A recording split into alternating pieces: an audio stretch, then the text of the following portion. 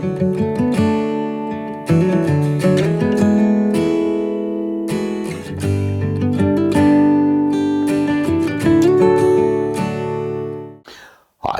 Michael Dresdner here, and today we'll be using GluBoost Fill and Finish on a turned whisk handle that's off the lathe and already has its whisk mounted.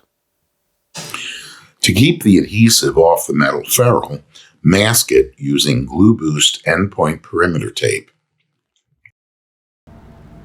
Apply thin fill and finish to the wood and use a shop towel to spread it evenly and remove any excess. If the wood absorbs too much fill and finish, add more and spread it evenly.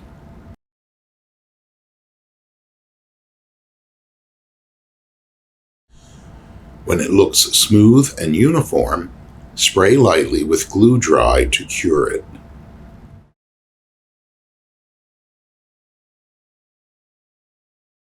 If you'd like a slightly thicker film, scuff sand with 320 or 400 grit paper and repeat the application process exactly.